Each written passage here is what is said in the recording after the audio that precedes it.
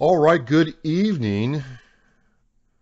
And good evening is not really right because today is episode 122 on 1122, and that means we are having an episode on Thanksgiving Day.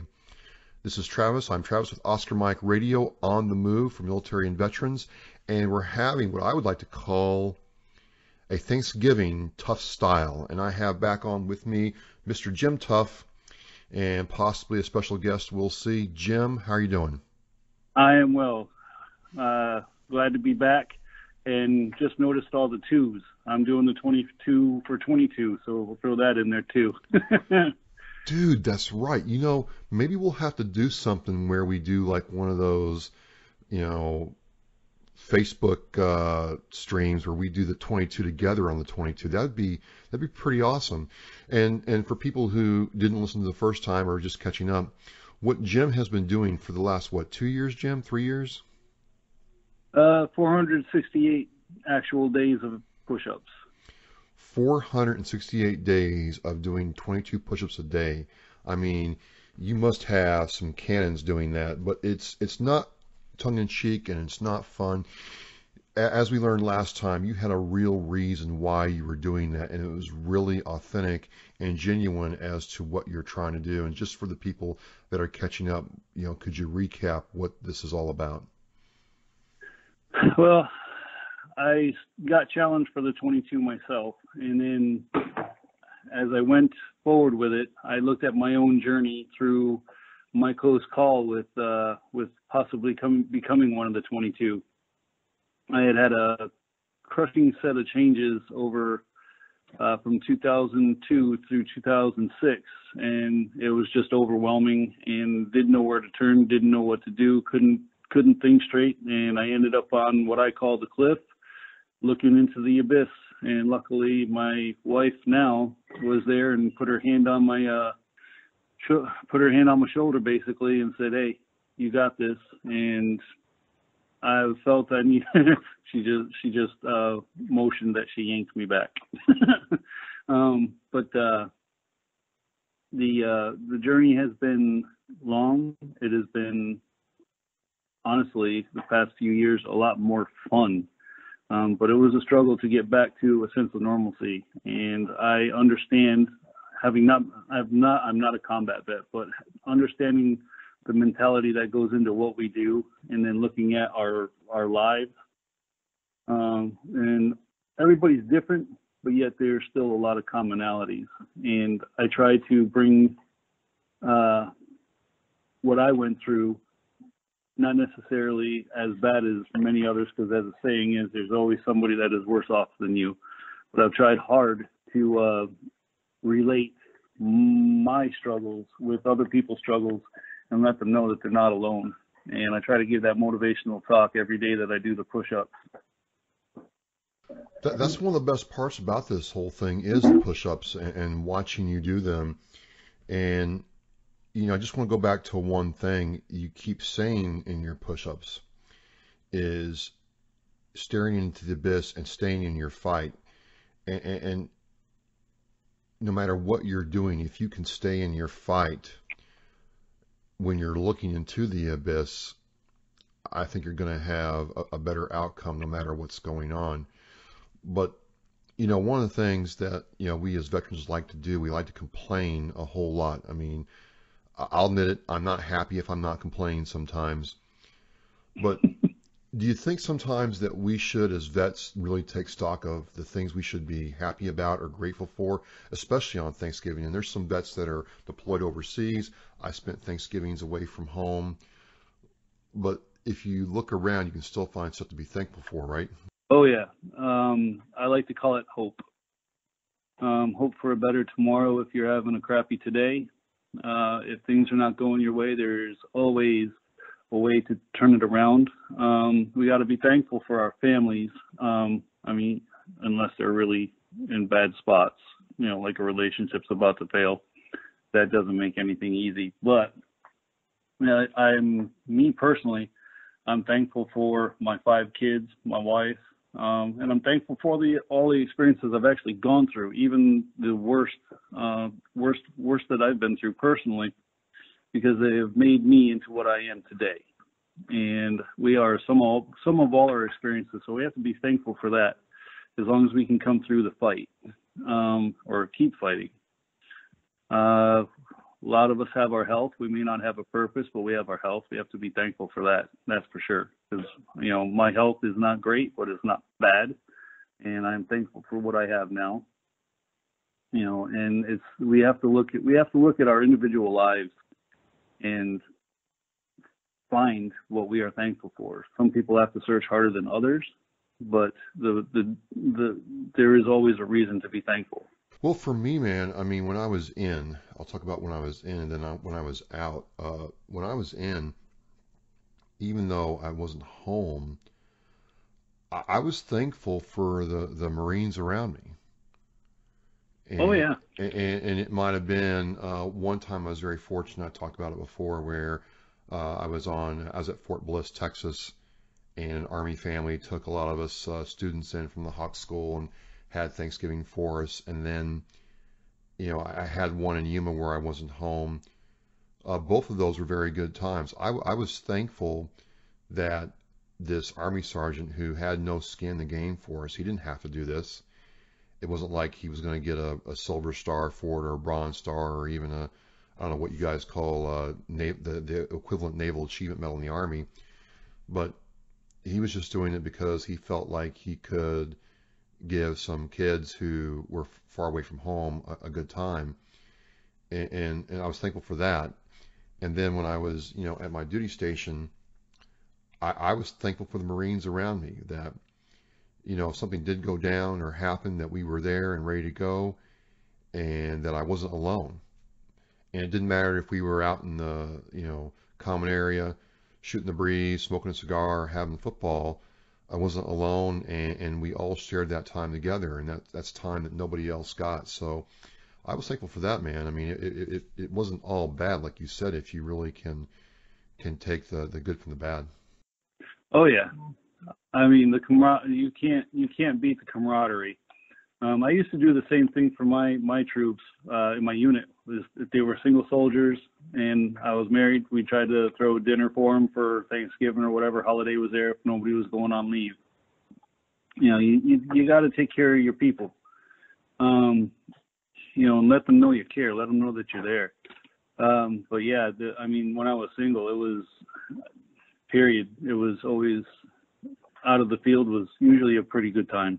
I wouldn't say always, but a pretty good time. And the camaraderie there, the brotherhood, the sisterhood. I was in a male-only MOS at the time.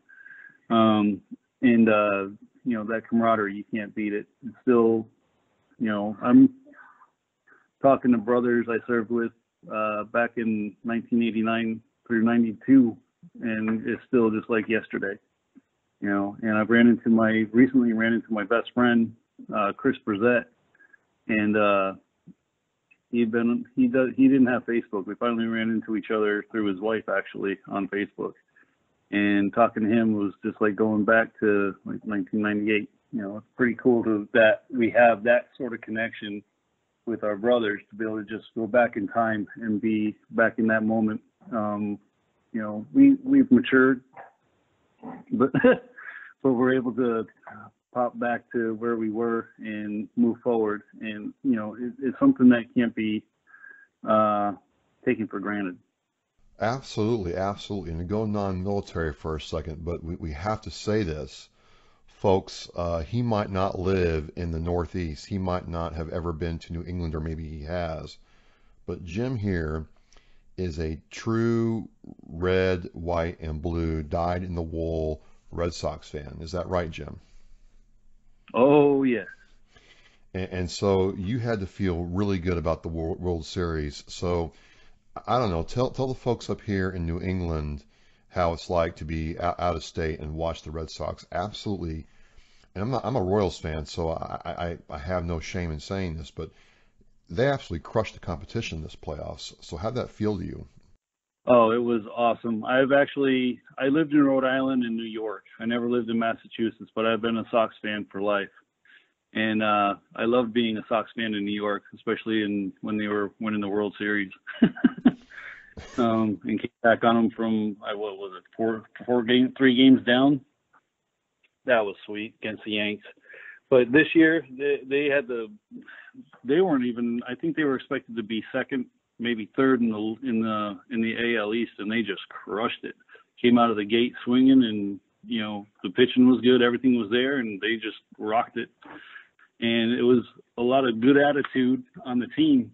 Attitude isn't everything, but it sure as heck helps. And they really did a lot of good team play. And being down here in Florida, watching from afar, it was just awesome to watch them roll through pretty much the whole season and right through the playoffs. Houston actually scared me because Houston is a really good team. Oh, absolutely. And I was like, man, I don't know if they're going to get by Houston. And then, wow, they did it.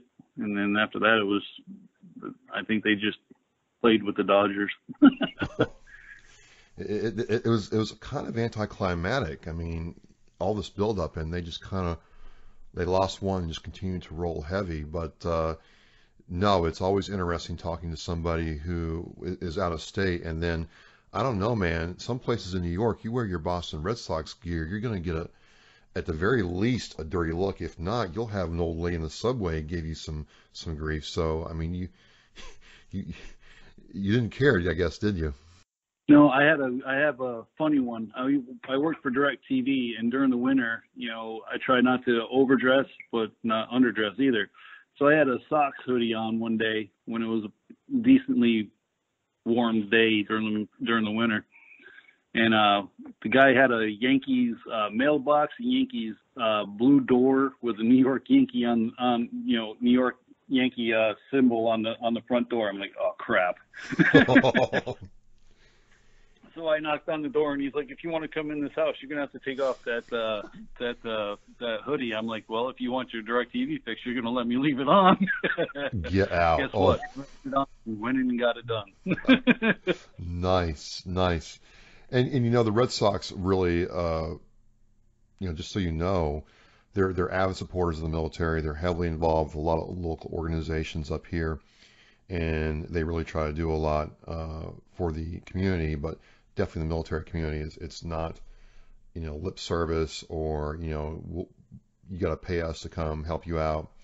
They're really real about it. So congrats to all the Red Sox and Red Sox fans out there. Been watching your videos, Jim, since the last time we talked, and folks, you can find Jim's videos on his Facebook page. You can go to Jim Tough. I'll have a link in the blog post. You can also find him on YouTube now, which is really cool. If you have your YouTube app, make sure you subscribe to his channel and get the notification bell lit so you can be in the know. And I started watching your videos a lot. I'd almost queue them up and watch them on like Monday and Tuesday when I'm trying to get back to work and when I'm trying to get ready to train. And there's really a message now of perseverance, but also, there's definitely more people watching. And I was curious to know how have things changed or progressed since the last time we talked? Well, I'm in a few more groups, adminning a couple. It's pretty cool. People with some of the groups, they monitor what goes in. In most of the groups I post in, I've been given carte blanche, just keep it non-political, but it's been, we know what you're doing. You just post it and it'll show up. They don't even approve it anymore. It just shows up. My YouTube channel is the one that's lagging. There's only 43 subscribers. I'm thankful for those that have gone in there and done it there. But I'd really like to see the YouTube take off a little bit more. I'm not looking to monetize it or anything like that, but I think I'm just trying to get it out to more people, because everybody tells me that, because I get a lot of messages now, that I'm doing good for them individually. And I'm trying to just keep getting the word out there. We gotta do what we can to make sure that we stay here, that we keep our veterans here. And but yeah, I'm in posting in 14 to 16 groups now, Oh, and wow. a page. So it's been a journey. It's definitely not a sprint. It's a marathon, because I'm not stopping this anytime soon. Well, speaking of not stopping anytime soon, one of the things that's becoming, at least from my viewpoint when I watch, and I'm really like, that's kind of weak, but I really do like the fact that your children are right there with you. Like they're totally into what dad is doing. They're kids, and it really kind of makes it fun, but it's their enthusiasm to really understand what dad's doing and do it with him. I mean, how does it make you feel when you have two? I mean, I've seen like three of your children do it for you with you. I don't know if there's been any more, but that's not insignificant, man. I mean, how does it make you feel? Well, Barbara did her own 22 one day, just out of the blue. That's on the page, on my YouTube page as well, and I did share it with Facebook. She was supposed to get going, but with her, I didn't want her to just start talking and not get what she was doing, so she's got to come up with a plan, which she hasn't done lately. I don't think she's listening to me. She's sitting right there. But she's supposed to come up with a plan of what she wants to talk about. That way she comes across, I want her to come across as a 10-year-old, but, we're dealing with a serious subject. I don't want her to take it lightly, and she doesn't. I think she realizes, because especially even the 7-year-old Mary, I said something once during one of the videos about, her mom and I, if we ever broke up, something, I can't remember exactly what I said now. And she looked at me and she's like, you and mommy are not breaking up. I'm like, no, sweetheart, we're not talking, but it's neat that they get it, and they at least Barbara understands a little bit more about what's going on with it. I mean, even kids her age are struggling with some mental health issues and bullying and, stuff like that. So she's not immune to it. And, I try to make sure that she and, well, all of them know that they need to do life right and never quit. Right? I just got a nod. But no, I have fun with them. I occasionally end up losing my temper a little bit, because they'll be doing something silly at 6 o'clock in the morning out in the middle of the road, and it's like, come on, guys, you're not supposed to do that. So it puts me off my Yeah, game but too. it kind of like, okay, he's like any other dad, trying to, corral and herd and guide and but they're up at 6 a.m. at 0 dark 30 to a lot of kids doing push-ups with dad. And that just, comes across very well in the videos, because it seems like it's authentic and they want to be there. They're not being, forced to cover down the line and then drop down and give the 22. They really want to be there, and they want to be there with you. And it really kind of really connected with me on a very real level. The second thing that I really kind of want to dig in a little bit deeper, if you don't mind, is there's two things, but the second one is staring into the abyss. And yes, we're grateful, and yes, we should be looking for the positive in life. But I'm wondering sometimes if maybe the abyss is not a dark place. What I'm trying to say, man, is you're in your fight, you've got all this chaos around you. What if the abyss doesn't look dark? What if the abyss looks like a very happy place? Kind of like, you're at that duty station where you're getting the mess kicked out of you every day, and you're told about this other, job somewhere else. You don't know what it is, but it can't be any worse than what you're doing now, kind of thing. And I kind of Yeah. wanted to know what you thought about that, because you're not necessarily going to step off into a dark hole, right? But if the hole is kind of lit and there's light and it's kind of like soft and easy, it might be a little bit easier to take, right? I don't know. I want to know what you thought about that. Well, when I originally came up with that, I wanted it to be dark, but other people have pointed out to me that, and it's true, the abyss might look good to other people. It might look beautiful, but the thing is, it's a lie, at least in my opinion. Oh, no, right. You're absolutely right. Yeah. There's a permanence to that they don't see. They don't see what they will do with them jumping into what they consider their light. they are turning off the light for others around them, their kids, their wife, their parents, relatives, friends, brothers, sisters. But it's turning off the light for them while while you think you're jumping into the light. No, that makes sense. And I think that has to be, talked about, because it might seem like you're doing a good thing for yourself, but you have to remember that there are people who will deal with your choices for the rest of their lives, and it's going to have a domino effect on a lot of people that you know. And so you're if you can understand that it's a lie, staying in the fight is something that I think really resonates with people. It resonates with me. There's sometimes when work is tough and life is tough, and I'm like, man, this is just not working out. And it'd be easier not to do that thing or make that phone call or deal with reality. What's a basic, I shouldn't say tip, but what's a basic strategy to stay in the fight? That's very important. Well, I think that's very individual, because you don't know there's so many variables to everybody. There's so many fights going on. One, to keep a family going. I talk a lot about pillars, your purpose, your family, faith or health, whatever your pillars are. And it's very individual. Staying in the fight could mean fighting for that marriage, and it depends on the family, because it could be the wife that's that's the main part of the problem, or it could be the vet themselves. Or if they're both vets, the male could be the problem, the female could be the problem, or they could both just, be like oil and water and not mix.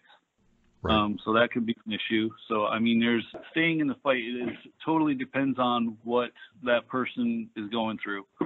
If it's dealing with the VA, with their PTSD, dealing with the VA, just trying to get rated, loss of purpose and just feeling empty and lost. There's, just so many different things, and it's just trying to come up with a plan that fits that individual and allows them to keep moving forward. I always say move forward. If you get you reach an obstacle, you reduce it. You go through it, go over it, go under it, go left, go right of it, flank it. But it's always about staying in the fight, one foot in front of the other, and moving forward. Right. One of the things that comes to mind when I'm watching these videos that I think really has appealed to people, that if you got to watch his videos and really listen to what he's saying, is you can take these concepts and apply them to a lot of other areas in your life. It's not just about PTSD and suicide. You can apply them to a class you're taking. You can apply them to going through a physical challenge or an issue with a coworker or a problem. And so for me, I'm just going to tell you personally, Jim, there's some days where I'm like, I'm just exhausted, tired, because it seems like I'm going full throttle. But staying in the fight and having purpose is a lot more, stays in my mind a lot more than some, motivational speech. It's kind of strange that you really hammer the word purpose in a lot of your videos. And I realize that for me, purpose forces me to act a lot more than motivation does. Motivation comes from within. Purpose is your surface, I guess, so to speak, that keeps you moving. Well, speaking of somebody that keeps you moving, something, I got to ask, and I'm hoping she will grace us with her presence. Your wife has this enterprise that she's doing with oils, and it's very interesting because I don't know anything about it, but it also I'm interested in anything that uses nature or natural remedies to kind of help people along. And I was hoping that Mrs. Tuff would come on and talk to us. I'm sure she will. I will say before she gets started that I thought it was all placebo effect, that it was BS, that I was just like, bad, do whatever makes you happy. Did you tell her that? Did you tell her that? Yeah, that was my exact words. If you want to do it, go ahead. Just don't involve me. And then she said, here, try this. And I'm like, okay. And then, holy crap, it worked. Oh my God. And one of the things she introduced to the house was non-toxic house cleaners. Oh, really? In the military, you're using bleach and Pine Sol and ammonia and all this other stuff to clean, get that toothbrush to get in the corner and all that It doesn't stuff. smell clean, Marine. It's And it not just clean. stinks. Yeah, and it stinks, and you get a headache when you're messing with stuff, and just but I mean, you did it and it looked good, but I wouldn't say I avoided cleaning, but it sure as heck isn't something I wanted to do. Right. If she right. asked me, I'd do it. Now I'll actually pick up some of the stuff that she's introduced to the house and actually walk around and just start cleaning. I think it was a plot. But I'll turn you over to her. What she has to offer, we are distributors. We're both distributors, and it is a business. And she'll explain more about it if you want her to. Yeah, absolutely. Before you leave, folks, you've got to check out the videos. You got to listen to the message. I just want to say that I'm thankful on this Thanksgiving, Jim, of being able to have this conversation with you and about things that really matter and can help people. And I appreciate the fact that you are leading the charge in this fight. Thank you very much. No problem. Here is Mrs. Tuff. All right. Hello. Mrs. Tuff, this is Travis. How are you doing? I'm good, Travis. How are you doing?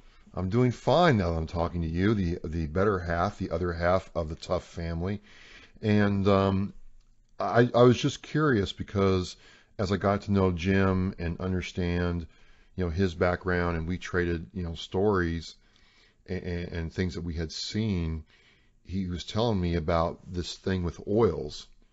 And then, we liked the Instagram feeds, you and I started reading about things, like you said, the cleaning. Like, you're really against cleaning products, Mrs. Tuff, that I hold near and dear to my heart, and it's hard to let go. So I was hoping that you'd tell me about your business and why it's important, and then why is Windex bad, man? That's really hard for me to understand. Well, I'll admit they were kind of hard for me to let go too. I have OCD and I like clean. Yes. But yeah, it's nice. But there's this thing called greenwashing that a lot of companies are doing these days, saying that their products are natural, and they're not. And the chemicals that these companies are using are proven to be carcinogens in people, and they're proven to be endocrine disruptors, and they mess with women's bodies, men's bodies, kids' bodies. They're really bad for you. Oh, wow. One of the biggest things to look for on any of the products is if it says fragrance or perfume, dyes, and they don't specify. They just use that caption word of perfume or fragrance. Means that they're using chemicals they don't want to tell you about. Oh, wow. And it's legal. And there are probably about 3,000 chemicals out there that do not have to be disclosed to the public. Oh, my word. That are toxic and bad for our bodies. So the company I'm with, which is Young Living Essential Oils, we have a myriad of products aside from our essential oils, which are amazing. But the Thieves line, which is our household cleaners and our dish soap and laundry detergents and hand soap and everything else, smell like Christmas, work amazing, and don't have those toxic chemicals because they're all plant-based. The two that I'm using right now are Windex and Pine Sol because, in the Marine Corps, we slathered that stuff everywhere. But you're saying I can go to a different kind of product and get the same kind of performance without leaving that kind of better performance, without leaving that kind of contact with my skin and what my kids deal with. Yep. I actually feel comfortable letting my kids use the Thieves household cleaner to clean. I'm not worried about the effects that it might have on them. But the Thieves household cleaner is a concentrated bottle of cleaner that you can use on everything. Oh, wow. We use it on our windows. We use it on the floors, the countertop. I make a soft scrub out of it to clean some of the harder baked on stuff on the stovetop. Cleans the bathrooms. Now, how the oils, because my first connection or view into this was with the oils, and I've heard a little bit more about it, but how do oils help a person? The oils, like each oil has a different property that it helps with, and it works with the frequencies in our bodies because we are all made up of electrical systems. Right. Yeah, so we have frequencies, and everything in the earth has frequencies. But aside from that, like lavender, everybody knows lavender is calming. Right. But our lavender is 100% pure. We don't use pesticides on any of our plants. Everything's hand weeded, properly taken care of. And so it's actually more effective for your body, and it's healthier for your body. And it helps bring down your stress levels and helps relax you in the evening for sleep. And we have different blends also, like Stress Away, which is my favorite. And it's just that stress away. Now, just out of curiosity, have you had a customer come to you? You've given them or recommended a product to them. They've come back to you and said, this worked great. This was tough on my tough problem, pun intended. Yeah. Oh yeah. We've had a lot of success with it. One of the things that we do is a soldier kit, which isn't limited to just soldiers, but for anyone who's kind of struggling in different areas of their lives, we give them samples of the Stress Away, the Release, the Joy, and the Trauma Life oils. Oh, nice. With instructions on how to use them. And the oils work together synergistically to help cope with emotions that are hard to cope with. And like the Joy, it helps raise your emotions to be more joyful. I gotta tell you, I could talk to you for an hour or 2 hours about this. And the reason I want to possibly have you back on, now that I have an idea of what this is, there's a lot of veterans looking for, how do I say it, non-medical stuff. They're trying to reduce the amount of medicine they're taking. They're trying to make themselves better without having to go to the VA and get a prescription. They're tired of carrying around a duffel bag full of pills they have to go through every month. There's all kinds of things I've had to learn about, like breathing and therapy like that. And so I definitely would like to try this out more. Where could I point people to start learning about what you do and how important it is to use natural cleaning products? Because I'm kind of freaked out right now. I'm not going to lie to you. I'm like, you're telling me to give up Windex. I remember being inspected saying they pull up the big thing of Simple Green, and if this is not gone, you're not good. So this is like blowing my mind right now. But you're saying that I should really like get rid of this stuff. Absolutely. I'll tell you, Jim and I went to the store yesterday, and we don't usually go down the cleaning aisles anymore just because we don't need to. But we were looking for some mop heads for our mops because we have a refillable mop that we can make our own mix. And so we had to go down this aisle, and Jim and I were both just, the smells just from being in that aisle were making us not feel good. Headache. Because we've been away from it so long that our bodies have been able to get used to not being around all the toxic chemicals. Gotcha.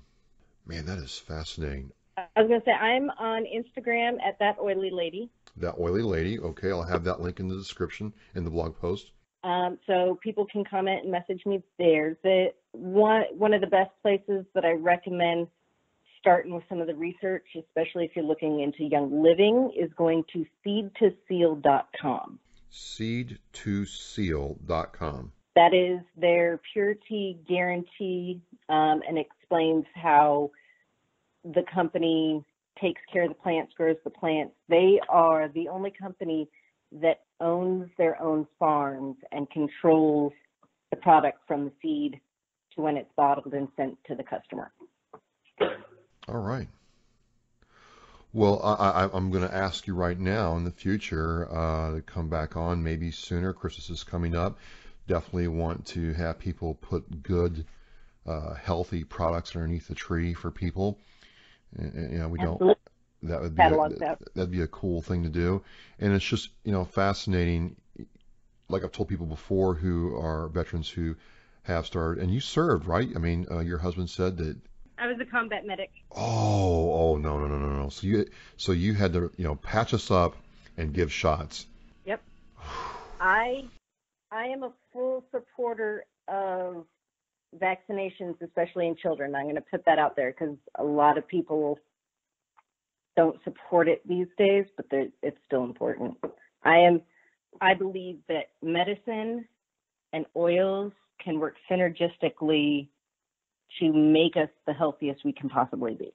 Okay, now you've definitely got my interest. You definitely got to come back on because I'm having a lot of people, both military and non-military, preach to me that I'm a bad parent for having had my kids vaccinated and believing in vaccinations. And it just I don't want to get into it right now, but just from the science alone, much less from history, I don't know where that's coming from. But so you must have had to give us shots. That must have been fun because I hated shot day in the Marine Corps, and I hated it. I loathed it. So you're a veteran. Your husband's a veteran. You're serving people now. It's definitely the kind of story I want to hear about, and folks will have a special section in the Thanksgiving blog post on the Oily Lady, so you can find out more. And like Mrs. Tuff said earlier, go to Seed2Seed. I just want to say thank you for coming on. I'll definitely get with you later and have you on so we can talk about this stuff. There's a lot of good topics to talk about. And I think it's important when people are trying to be healthy and live healthier to explore everything. Absolutely. Well, happy Thanksgiving. I'll let you get back to your turkey and, you know, what's your favorite kind of Thanksgiving pie or dessert? Pumpkin cheesecake. Wow, that sounds delicious. It is. Okay, I'll take your word for it. Well, folks, this is episode 122 coming to an end from the Tuff family, Mr. and Mrs. Tuff, and me, Travis Oscar Mike Radio. Have yourself a very safe and happy Thanksgiving. This is Oscar Mike Radio, and we are on the move.